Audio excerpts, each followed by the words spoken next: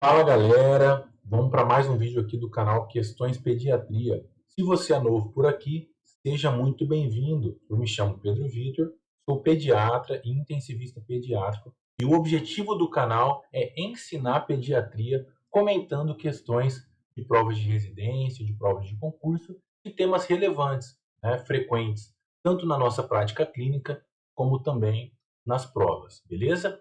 O tema de hoje vai ser sobre síndrome nefrótica. Então a gente vai comentar duas questões de provas de residência, conversando aí sobre aspectos fundamentais dessa síndrome. Fica comigo até o final que eu tenho certeza que esse vídeo vai te ajudar bastante. Vamos lá. Pessoal, na primeira questão de hoje a gente vai conversar sobre aspectos gerais da síndrome nefrótica, como definição, etiologia, diagnóstico e também o tratamento. E na segunda questão, vamos comentar um pouco mais sobre as complicações da síndrome nefrótica. Vamos então para a primeira questão, questão da Santa Casa de 2022. Um menino de 5 anos de idade foi levado ao ambulatório com queixa de inchaço progressivo em face e no corpo inteiro há cerca de 10 dias. Sua mãe refere urina espumosa com diminuição do volume e diarreia líquida há 2 dias. Nega outros antecedentes mórbidos. Ao exame físico, apresenta-se em anasarca e com intenso edema de bolsa escrotal. Os exames laboratoriais revelam hipoalbuminemia de 1,6, creatinina de 1 e ureia de 70. Com base nesse caso hipotético, assinale a alternativa correta. Então a gente tem aqui um garoto de 5 anos, previamente rígido, que começou aí há 10 dias um quadro de edema, que foi piorando progressivamente. No momento ele está em anasarca, com oligúria, uma queixa de oligúria, de redução do volume urinário, e laboratorialmente a gente tem uma hipoalbuminemia e uma alteração da função renal. Né? Para 5 anos, uma creatinina de 1 e uma ureia de 70 é uma função renal alterada. Então, esse paciente tem uma redução aí do clearance de creatinina, sugerindo um comprometimento da função renal. Galera, antes da gente avaliar as alternativas, vamos comentar um pouquinho sobre a síndrome nefrótica. A síndrome nefrótica, pessoal, é uma glomerulopatia, uma doença do glomérulo, e ela é caracterizada por um aumento da permeabilidade renal à filtração de proteínas, ou seja, o paciente começa a perder proteína pela urina, por conta dessa alteração glomerular. Isso vai levar a uma proteinúria intensa, que no nosso caso pode ser caracterizada pela presença de urina espumosa, muitas vezes é uma queixa dos pais, e a gente lembra que a principal proteína do nosso plasma é a albumina. Então, como o paciente perde muita proteína pela urina, ele perde muita albumina, evoluindo aí com um quadro de hipoalbuminemia. Então, aqui o nosso paciente tem uma albumina de 1,6. Né? Geralmente, o valor de referência da albumina é acima de 3,5, de 3,5. Então, o paciente tem uma albumina baixa. A albumina, pessoal, é a principal responsável pela pressão oncótica, que é aquela pressão que mantém o líquido dentro do vaso, né, no espaço intravascular. Se o paciente perde muita albumina pela urina, ocorre uma redução da pressão oncótica. Consequentemente, o líquido sai do espaço intravascular e vai para o espaço extravascular. Ele vai para o terceiro espaço. Com isso, a gente tem um quadro de edema, um edema clínico secundário à hipoalbuminemia. E além do edema, como o líquido saiu do vaso para fora, a gente tem um quadro de hipovolemia, uma redução do volume circulante, do volume efetivo. E o paciente pode ter, então, sinais de hipovolemia, como a oligúria, muitas vezes, inclusive, evoluindo com alteração da função renal. Uma alteração muito associada é o aumento do colesterol total e dos triglicerídeos. Com a perda de proteína, o fígado começa a aumentar a síntese hepática das lipoproteínas e o paciente tem esse estado de hipercolesterolemia, um aumento do colesterol total, principalmente do LDL e dos triglicerídeos, e no exame de urina pode aparecer ali os cilindros lipídicos, por exemplo, secundário a isso.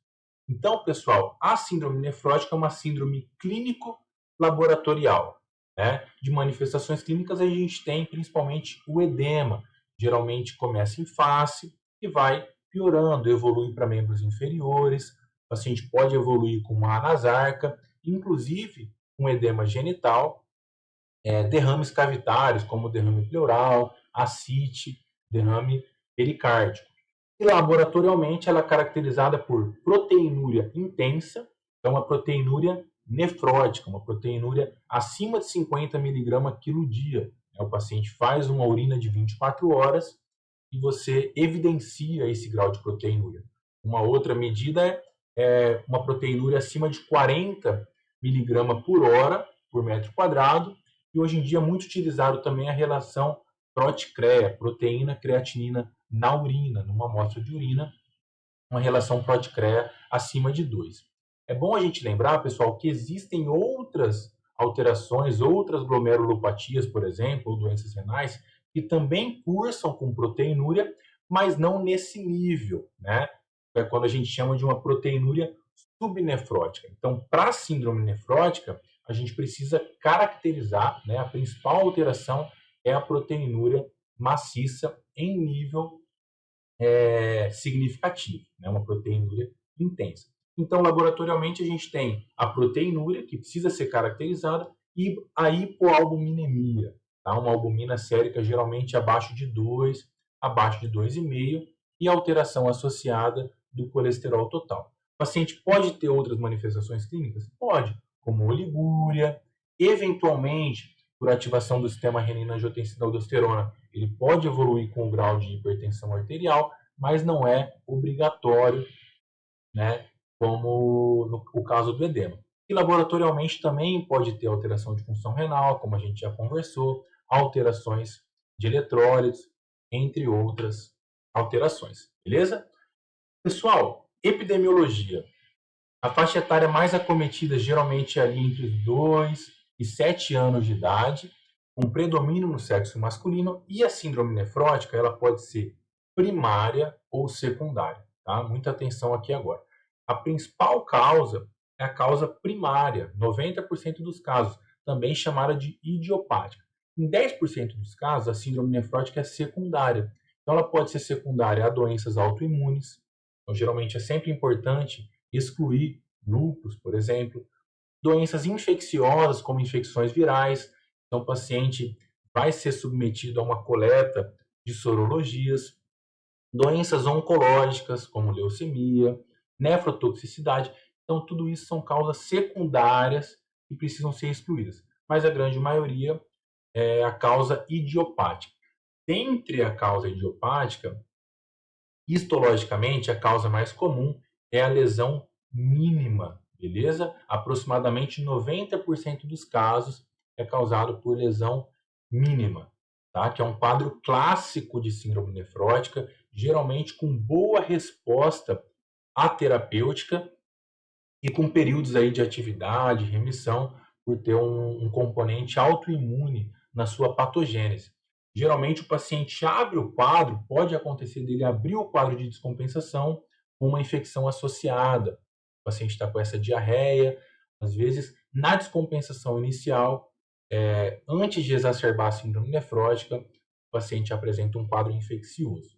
Bom, outras causas de síndrome nefrótica primária, além da lesão mínima, são muito menos frequentes, como a GESF, que é a glomerulosclerose segmentar e focal, causando aí entre 5% e 10% dos casos, e outros, como a nefropatia membranosa, outros tipos de glomerulopatias, mas que são muito menos frequentes na faixa etária pediátrica, beleza?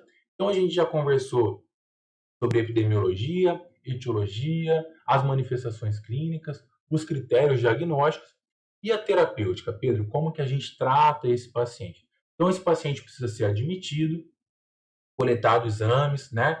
Uma história completa, excluído causas secundárias de síndrome nefrótica. A terapêutica específica, pessoal, a terapia da síndrome nefrótica inicial, né, recomendada na faixa etária pediátrica, é o uso de corticoide, beleza? Então, prednisona ou prednisolona, 1 a 2 miligramas quilo dia, via oral, não é necessária a realização de pulsoterapia, mas a gente começa o corticoide após excluir, por exemplo, infecções virais, doenças oncológicas, o corticoide recomendado. Geralmente ele é mantido por 6 a 8 semanas e a grande maioria dos casos vai ter uma boa resposta ao corticoide, tá? Principalmente de lesão mínima. O paciente vai entrar em remissão e vai melhorar o quadro clínico, muitas vezes tolerando a retirada do corticoide. Alguns pacientes evoluem com resistência, é o que a gente chama de síndrome nefrótica córtico-resistente.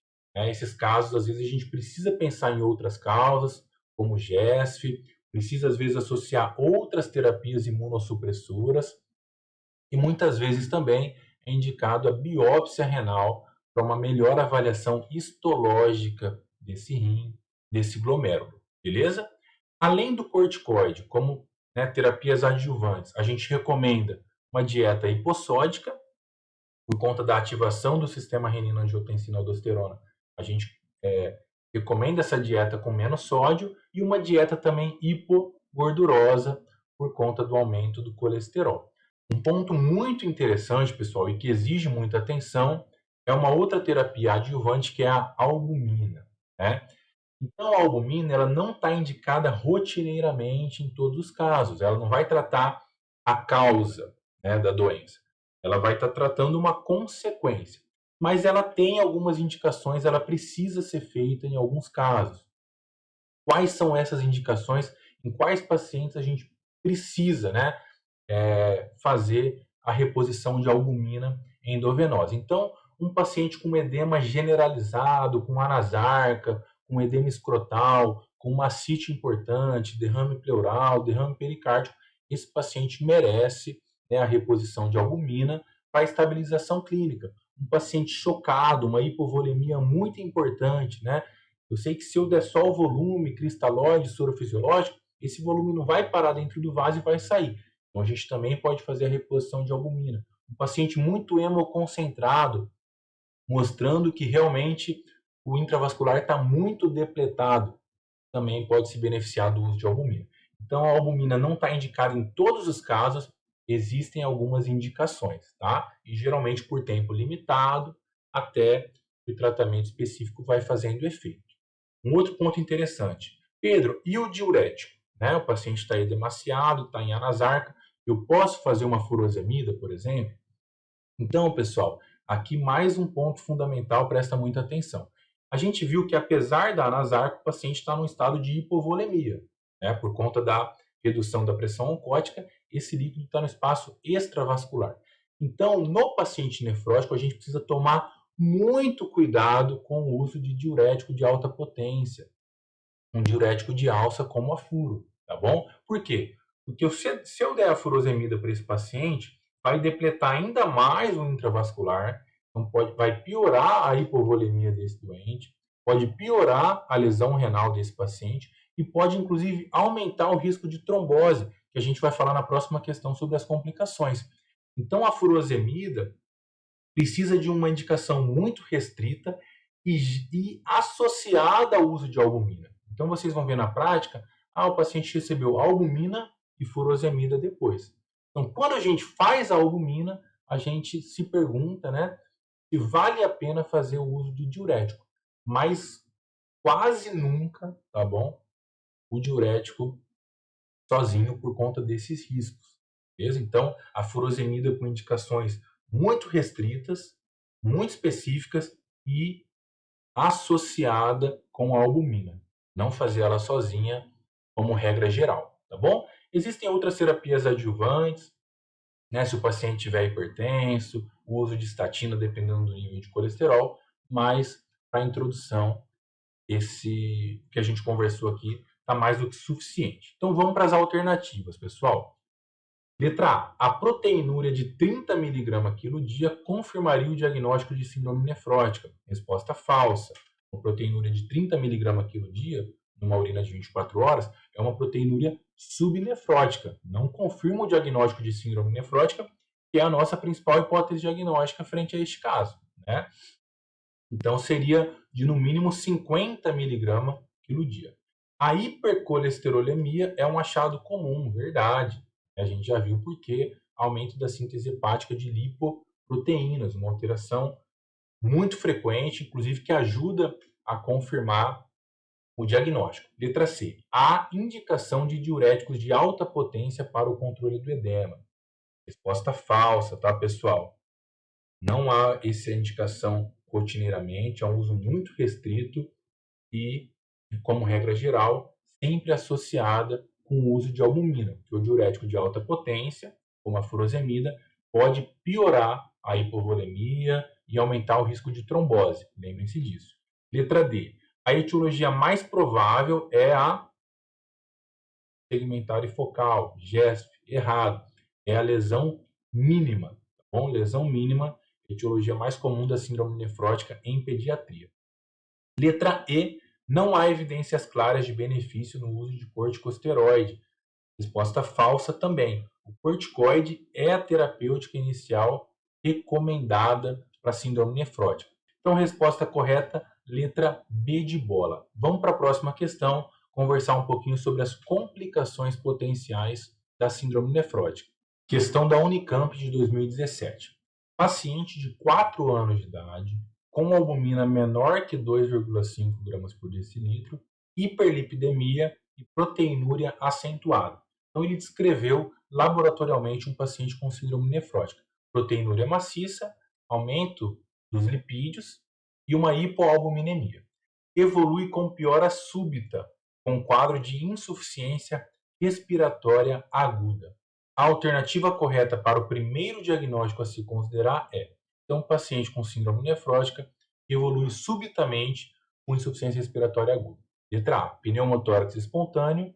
Letra B, embolia pulmonar. Letra C, sepse grave. Letra D, pneumonia por citomegalovírus. Bom, pessoal, vamos conversar um pouquinho sobre as complicações da síndrome nefrótica. Bom, pessoal, para falar das complicações é fundamental a gente voltar um pouquinho na fisiopatologia. A gente viu que a principal proteína que o paciente perde pela urina é a albumina, né? Levando a um quadro de hipoalbuminemia. Mas não é só a albumina, né? Ele perde outras proteínas pela urina. E a gente lembra aqui das imunoglobulinas. Então, o paciente perde muita imunoglobulina pela urina, levando a um estado aí de um certo grau de imunodeficiência, com uma tendência maior a infecções. E ele também perde uma outra proteína chamada antitrombina 3, que é um anticoagulante endógeno, tá? Então, o paciente, por perda da antitrombina 3, ele fica num estado de hipercoagulabilidade, com uma tendência à formação de trombos. Junto com isso, ocorre aumento da síntese hepática de fatores protrombóticos. Então, as duas principais complicações da síndrome nefrótica são infecções e trombose, beleza?